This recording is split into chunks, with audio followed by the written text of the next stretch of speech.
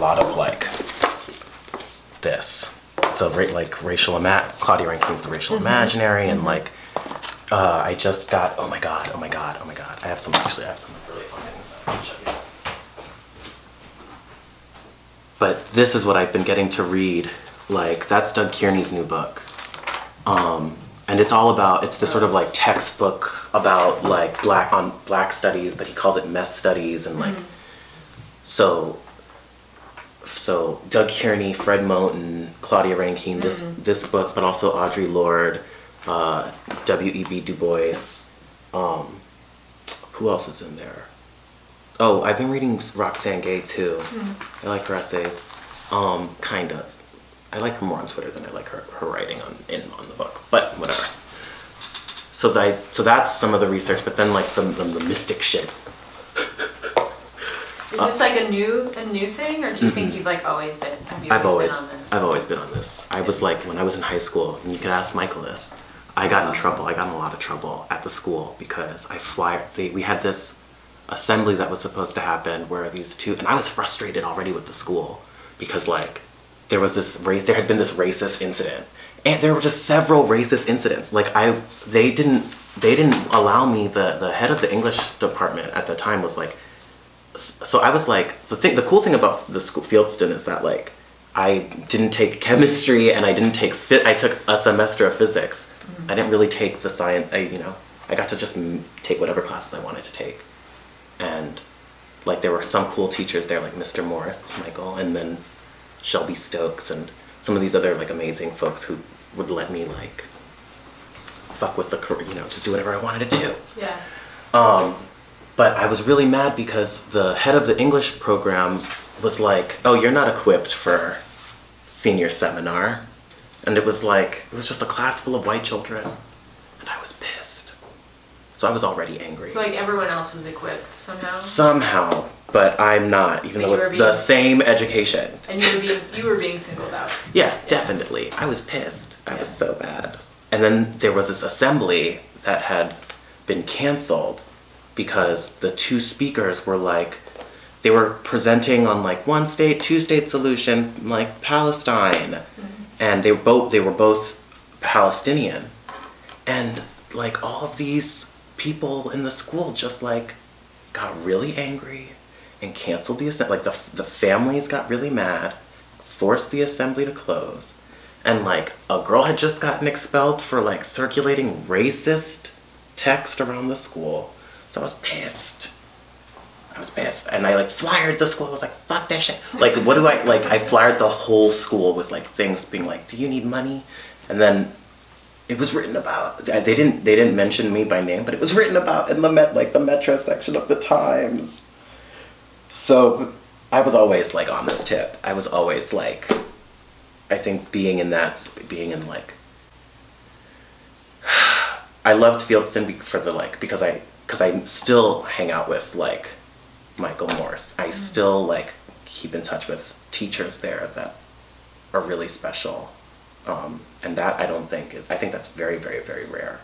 But it was hard being like one of 3 Puerto Ricans, and one of them was my cousin, and I was always called Javier. It was like, who was my best friend. But Javier and I looked nothing alike. It was just like, somebody would come up to me and be like, "You were great in the like flute recital." I'm like, what are you talking about? I don't play the flute. Although that is pretty cool. I should play the flute. Yeah. Do you think you missed out? I played the saxophone. Yeah, it was like I don't know. So I've always been like very aware, and a teacher there, I don't know, my cousin Lauren was socially active from a very young age. I think I was exposed to that way of that awareness. Yeah, definitely. How does the mystical stuff, or this like spiritual idea of the other, where do you think that comes from? Like a similar place or a different place? A different place. Maybe that's the unanswerable question, right? Like the thing that you're...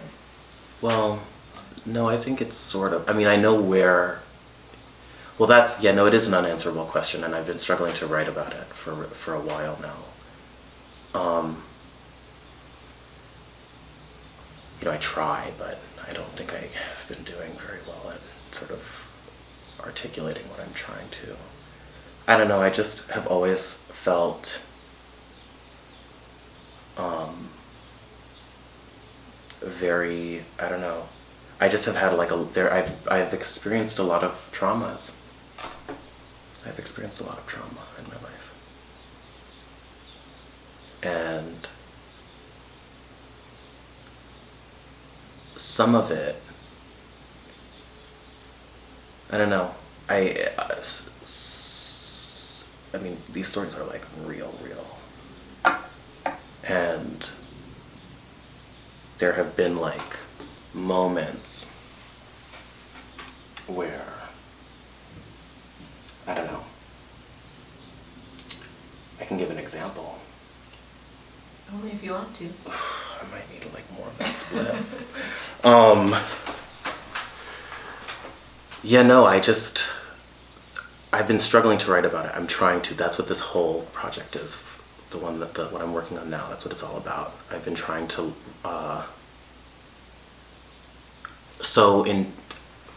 always felt like, ever since, even before losing my cousin, that I don't know, there's always been this proximity to death.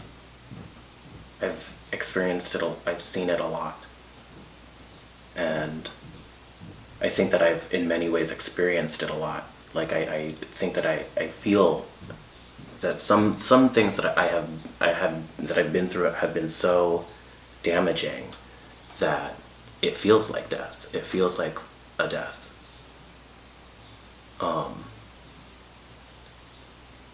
When there was like, and there was recently, well, not, I mean, will always feel recent, but like in 2012, like I was a victim of a home invasion in which I was held hostage. This was in my second year at Sarah Lawrence. I was leading the Sarah Lawrence Festival, the poetry festival. Ugh. And it's like the beginning of the semester. I hadn't even had workshop with, it was like my workshop with TSE was about to begin. I hadn't even started studying with him, but I went to Sarah Lawrence because I wanted to study with him and Kathy Park Hahn. And I never got to study with Kathy, but now she's like just a friend. It's chill. And like the day before, it was like the Monday before, 4 people broke into my home and held my roommate and I hostage and like tortured us for several hours. I wrote about it for Amy King for the Poetry Foundation's blog. I like mentioned it briefly. That reshaped my perspective on poetry entirely. But also, I think it just sort of reaffirmed where the spiritual stuff comes from. Because there was a moment in that experience where like, I didn't think I was gonna survive. I mean, I was convinced that I wasn't going to survive, actually. And, you know, and I was like tied up on the bathroom floor, like, shit's gone down, you know? And I remember feeling like bartering with something. I remember being in this like, I mean, it was crazy. It was just this dark space, you know? I feel like a part of me still haunts that bathroom, actually. You know, I definitely feel like I died in that moment. Or a part of, you know. And I heard a voice. I heard some voice. And it wasn't like this, like, great experience. It wasn't this, like, moment of levity. It was really dark and terrible and haunting. It haunts me now. And that is where it comes, like, that affirmed this project. Now, in retrospect, because I've never been able to sort of talk about it or put it or like write about it. I've been able to talk about it, had to do it in court several times. But yeah, so that's where it comes from. I like am trying to find what that sound was. I need to find that sound. And I don't, yeah. And I'm looking. That's where this stuff all sort of, that's how it all came together in the end. But I didn't miss a single class. I didn't miss a single fucking class. I was fried. But I went to every one. And I did them. It was too much. It was too much. Grad school was horrible in the end. It was just fucking horrible. It was too fucking much. Do you think it's worth talking about grad school? No. For any purpose? No. I'm not sure. Nope. If only to there be are like... some people who really want to talk about it, or like Mm-mm. MFA, NYC. Ugh. Awful. Awful, awful, awful, awful, awful. Yikes. Terrible. Yeah. But I remember that being, that's one memory of being like, this place is just, this is just like horrible. I mean, and I love Thomas, but I was like, this place is so mean. Cuddy. It's that competitiveness. I think it's that's the type of like environment that I think pulls me like into this like, you know, or like pulls people, I think, into this like, career, poet career. And it's awful. The one thing that I'm thankful for when it comes to the home, everything that I went through, is that like none of that shit matters to me anymore. None of it. No prize can like impress me. I'm not impressed. It's like, I'm happy if you win, like, and get money, great, whatever, but I'm not impressed. It means nothing. That to me means nothing. You know, and to get out of that situation alive, I had to like use my language. I had to talk to one of them, and I did. I had to like literally use everything, every tool in the book to like touch his like little soul. And that's how I got out of that situation alive. So none of that shit matters to me anymore.